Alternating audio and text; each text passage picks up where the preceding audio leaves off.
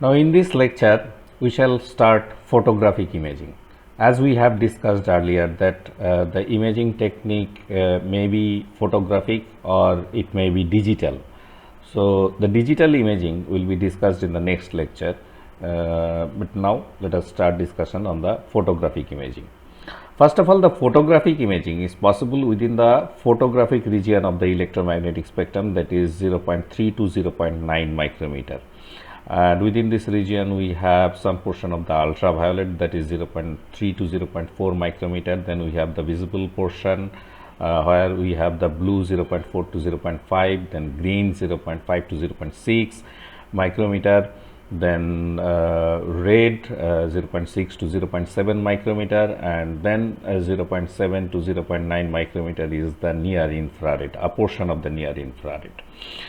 Photographic remote sensing is required to be performed from the aerial platform, not from the satellite platform, because as we have already discussed that the film is necessary to be extracted physically, and since the satellites remain in their orbits for the entire lifespan, 10 years or 12 years lifespan, therefore we cannot get the film from the satellites. Now aerial photography is basically the oldest method of the remote sensing. First the photographic remote sensing came, and later the digital remote sensing came. And in case of photographic remote sensing, we can perform panchromatic remote sensing as well as multispectral remote sensing, but we have to understand that hyperspectral remote sensing is not possible on the photographic film. Further, since it captures within the region of 0.3 to 0.9 micrometer of the electromagnetic spectrum, therefore only optical remote sensing is possible on the photographic film. I mean, we cannot obtain thermal images or microwave images on the photographic film. Next, let us try to understand different camera systems that have been used in aerial photography. First, we have to understand that cameras are very similar to our eyes, and they create a negative impression, and this negative impression is necessary to be converted into positive impression. In our retina also we generate a negative impression whatever we see, but our brain processes this information and converts this information into the positive form. And in the camera system also we have a lens similar to our eyes that focuses the light. In case of our eye, the light is focused onto the retina, and in case of camera the light is focused onto the photographic film.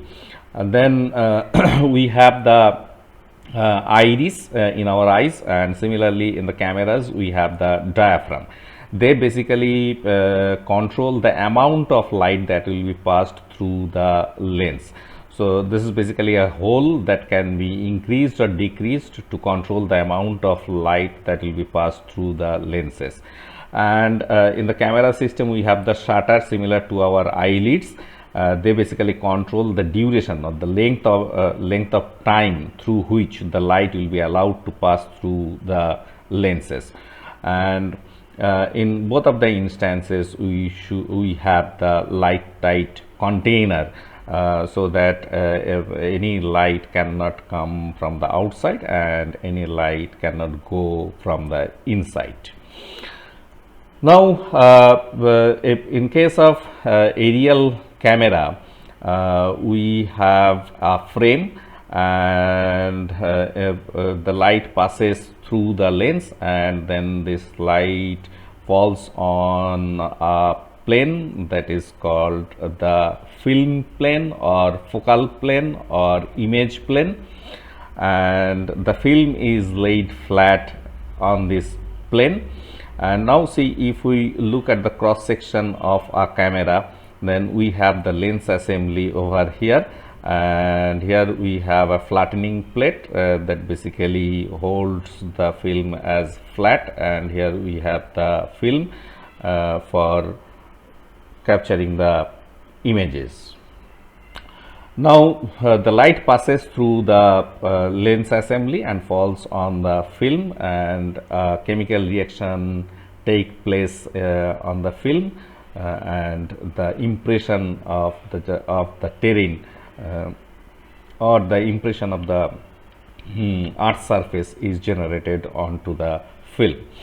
One important thing we have to understand, that this plane, here also I have shown, this plane is called the image plane or focal plane or the film plane.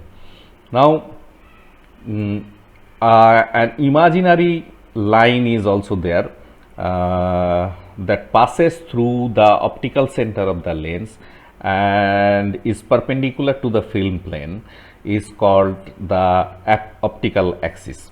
So optical axis is an imaginary line that passes through the optical center of the lens and is perpendicular to the film plane, and this optical axis actually controls the entire geometry of the photograph. And then the focal length is basically the distance from the optical center of the lens and the film plane. Next is types of camera that we use in aerial remote sensing. So different types of cameras are used, for example, single lens mapping camera, they are also known as metric camera. Then multi-lens camera, or they are also known as multi-band camera or multispectral camera.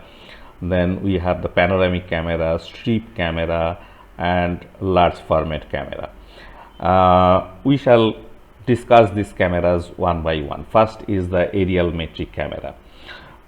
This is a schematic diagram of the aerial metric camera, where we have the lens assembly, this is the optical axis, this is the focal length, and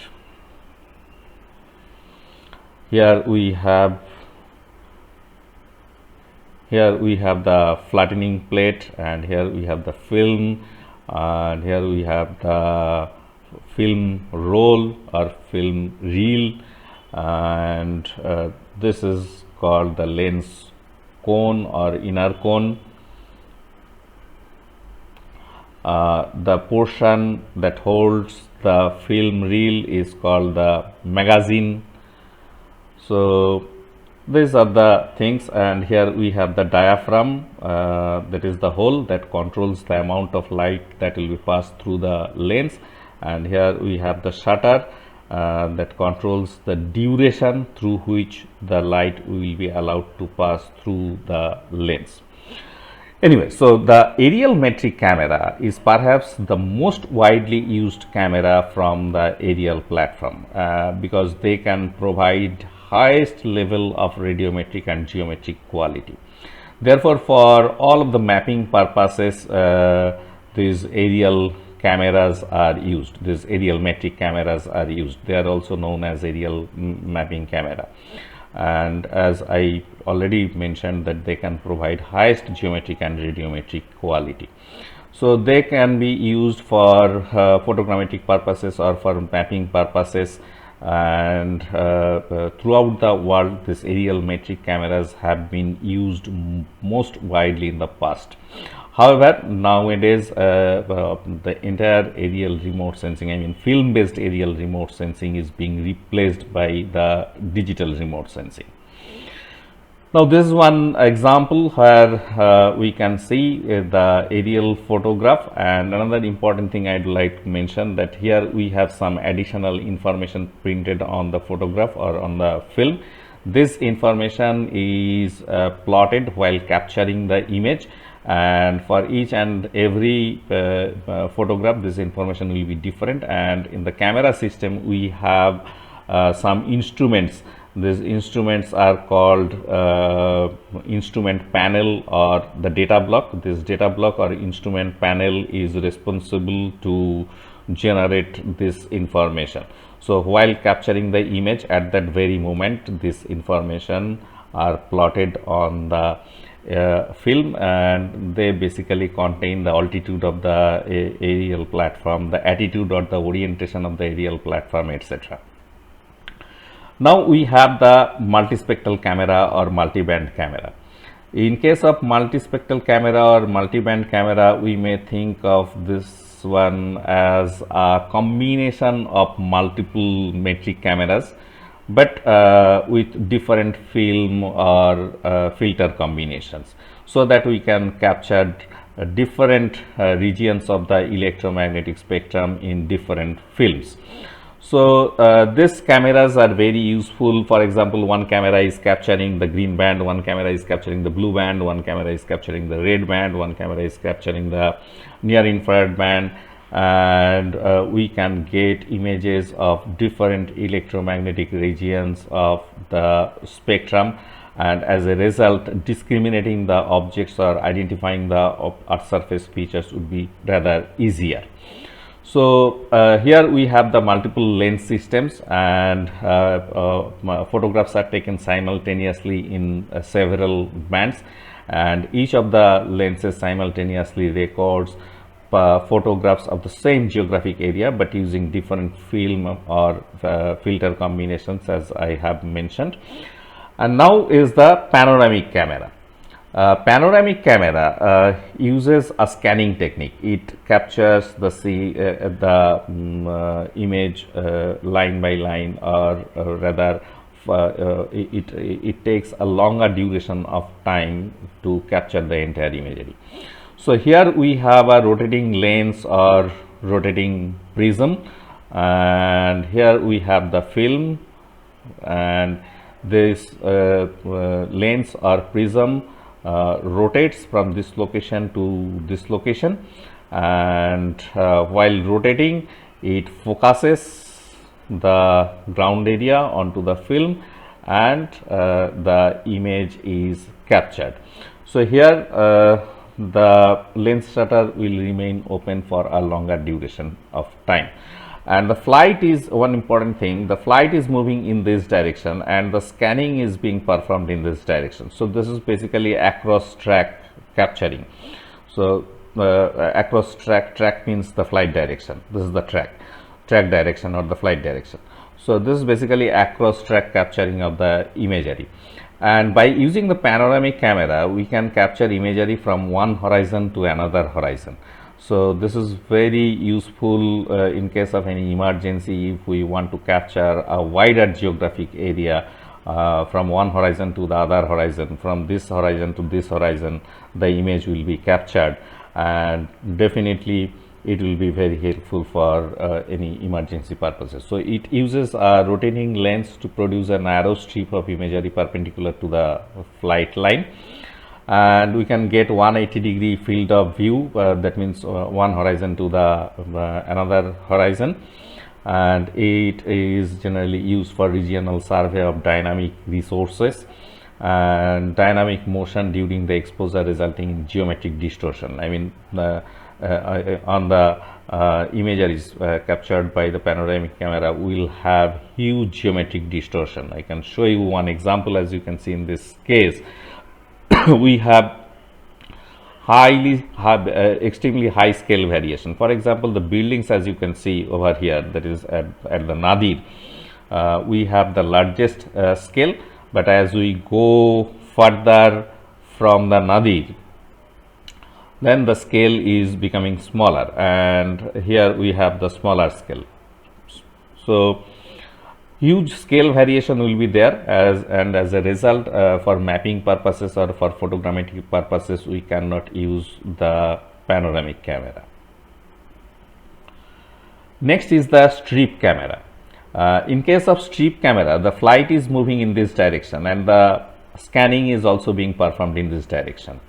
And here we have a lens barrel that focuses the light onto the film, and there will be two plates that will restrict the light to expose the film.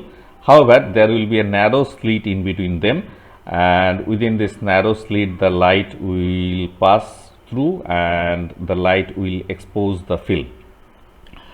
And as the flight moves forward, the film is also moving forward, and the ground scanning is being performed continuously. So we can get a very narrow strip of long imagery.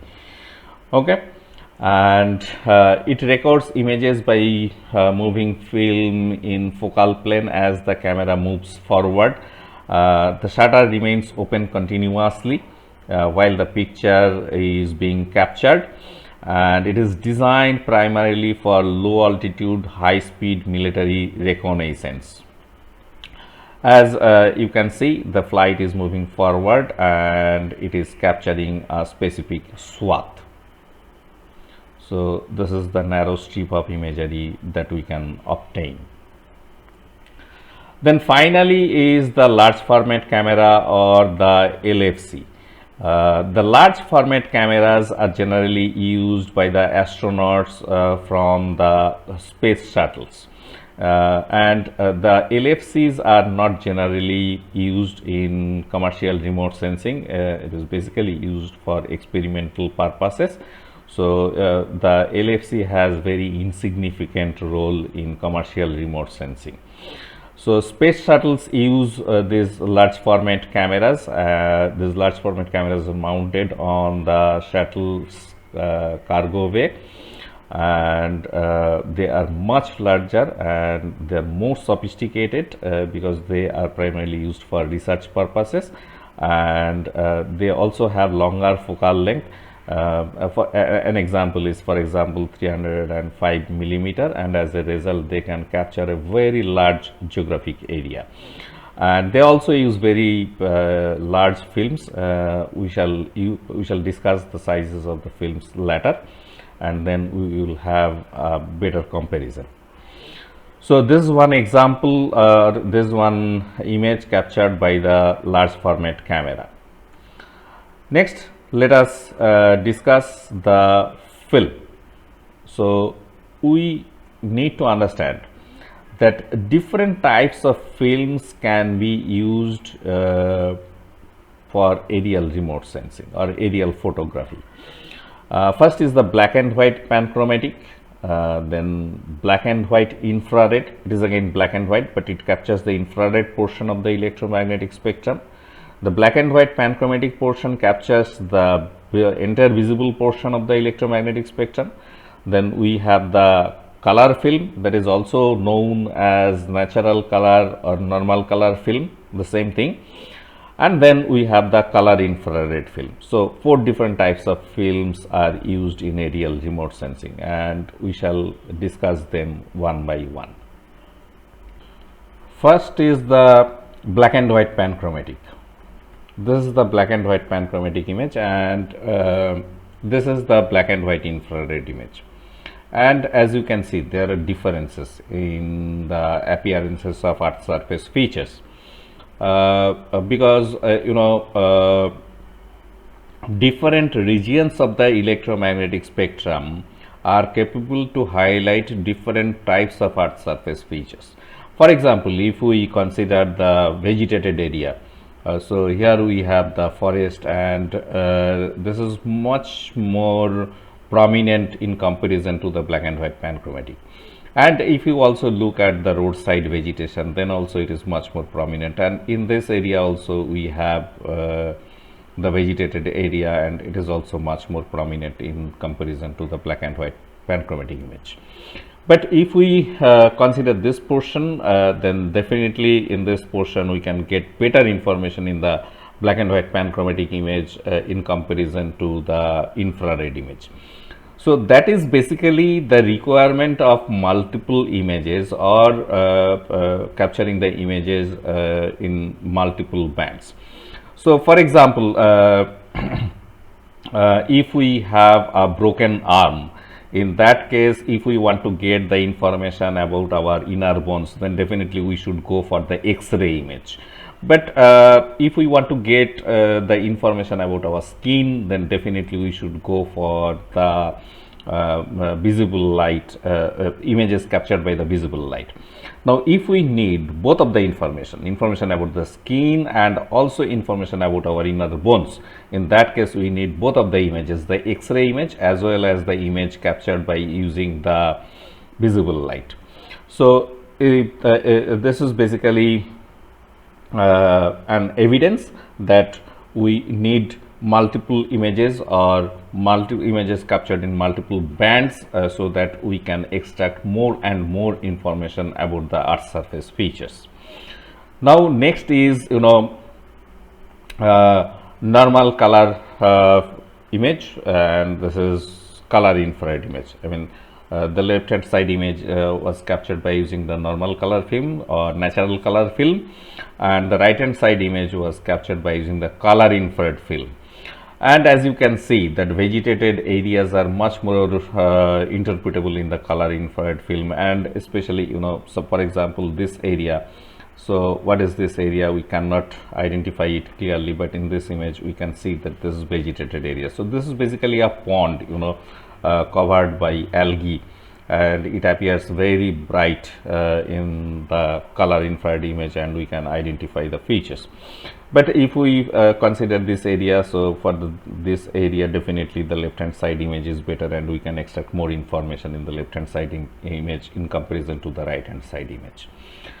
Here is another example. This is the natural color image, and this is the color infrared image.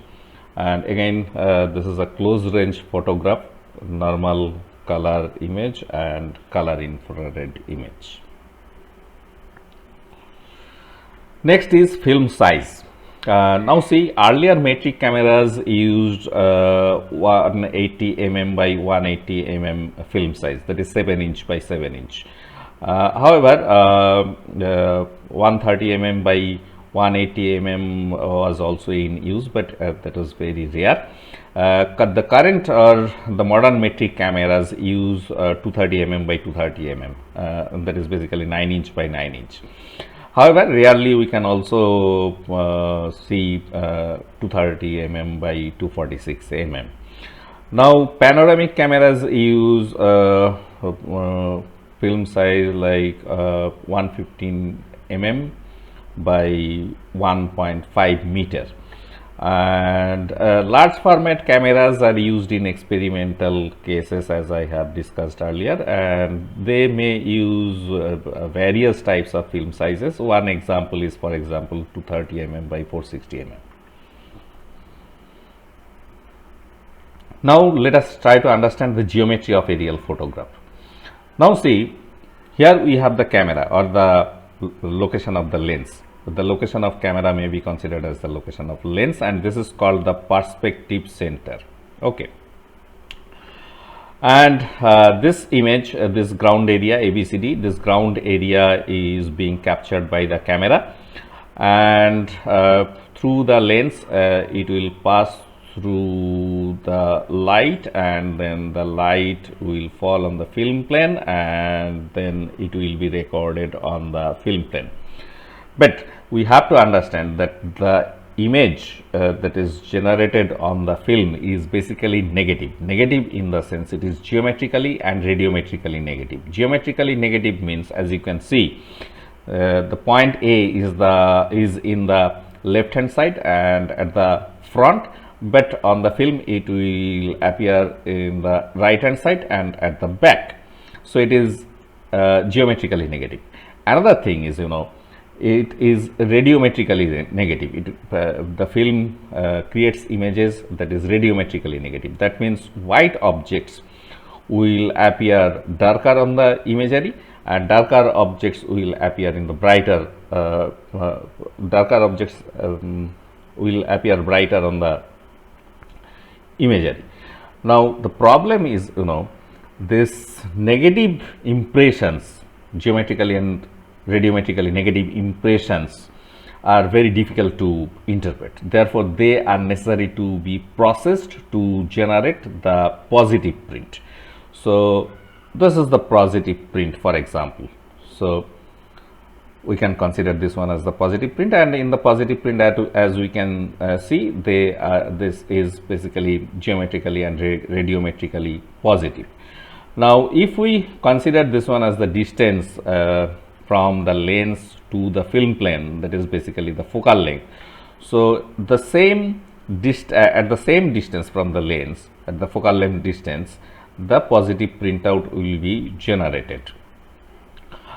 Because in case of aerial photograph processing, the film size and the positive printout size are constant. I mean same, they are not different. I mean, we do not enlarge the photograph or we do not reduce the photograph, rather the same size is maintained to understand the proper geometry. And this is the optical axis that passes through the optical center of the lens and is perpendicular to the film plane, and the point on which the optical axis touches the film plane is called the principal point. And in the positive printout, this is basically the principal point. Okay, so the principal point is on the film, not on the ground. Okay, so the principal point is basically the point on the film where the optical axis touches the film.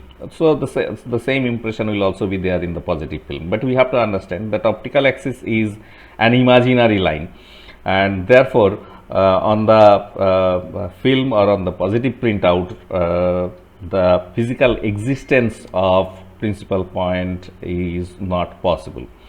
Now for example, the flight is moving in this direction, so this is called the x direction, and the direction towards the film plane is the z direction, and this is the y direction. Okay, so this is the central perspective geometry of aerial photograph, and this geometry will help us to understand so many things. But in the forthcoming slides we shall discuss based on this portion only, because the negative printout is the negative film is not interpretable. Therefore we shall limit our discussion within this portion only. Now geometry of aerial photograph, let us try to understand the scale. So here we have the exposure station or the lens, okay, and it is covering this portion. So what about the scale of the photograph? It is similar to the scale of the map, that is distance on the photograph divided by the corresponding distance on the ground. But getting the distance on the ground is rather difficult. We have to go for a physical survey, then we have to measure the distance and all. There may be some errors, etc. So it is rather difficult. Therefore there is a different way of determining the scale of the photograph that is most widely used, that is focal length divided by altitude above ground level. So f is the focal length, h is the altitude above ground level. Now f, or the focal length of a camera, is printed on the camera, and the image supplying agencies will give you this information, and also the height information can be obtained on the photograph itself, because while capturing the imagery, the height parameters, etc., they are in the instrument panel, and the instrument panel or the data block will print this information on the film, and we can get this information. But one thing we have to understand, that the terrain may not be flat always, we may have variations. So the distance from the exposure station to the terrain is not constant. Further, this distance is also changing as we go further from the nadir point. So we have to understand that throughout the image we have different scales, but for a single photograph we use a single scale factor, and that is basically the average scale factor, and we use the average height to get the average scale. and this average scale is used to interpret or to get the measurements from the photograph. That means whatever the measurements we get from the aerial photographs by using this scale factor are not very accurate. Now the question is it possible to get very precise measurements? Yes, that is also possible, but that uses the photogrammetry. So that by using the photogrammetric technique we can get the precise measurements. Getting the precise measurement is obviously possible. Next is the vantage point. Now vantage point means the position or the location from which the sensor looks at the object or sensor looks at the terrain, and the vantage point always plays a vital role in the geometry and scale of the photograph. For example, if we maintain a constant flight height, then we generally get a constant ground area on the photograph. So if we want to increase or decrease the ground coverage, or if we want to increase the level of detail on the photograph, then we need to change the focal length of the camera. Okay, so the focal length of the camera is generally constant in case of aerial metric cameras. So we cannot change the lens. Lenses are fixed on the aerial metric cameras. So what is the way of getting different ground coverages or different level of details? That is basically by increasing or decreasing the flying height.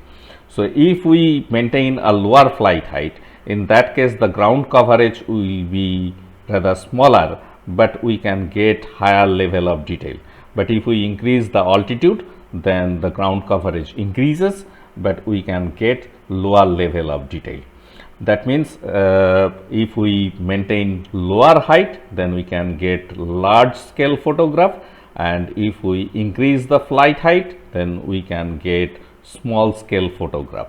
This small scale or large scale photographs can be directly compared with the small scale or large scale maps. Next is vertical photograph. Now, if the optical axis creates almost 90-degree angle, 90-degree plus minus 3 degree, then it is called vertical aerial photograph. Maintaining exact 90-degree may not be possible in every case because the aerial platform is not very stable. Therefore, plus minus 3 degree can be considered as the vertical aerial photograph, and the vertical aerial photograph can give us the highest geometric quality. And as we can see here, we have an example of vertical aerial photograph. These vertical aerial photographs are primarily used for mapping and photogrammetric purposes. Now, other than the vertical aerial photograph, we may also capture by tilting the camera, and we can get oblique photographs. The oblique photograph may be low oblique and high oblique. So in case of low oblique aerial photograph, the optical axis does not create 90-degree angle with the terrain, rather it is smaller or larger, and in case of low oblique aerial photograph, the horizon is not visible on the aerial photograph. So this is one example of the low oblique aerial photograph. In case of low oblique aerial photograph, we can get the height information, or we can get some perception about the heights of the geographic features. But there will be a huge scale distortion. The scale at this location and the scale at this location are highly different.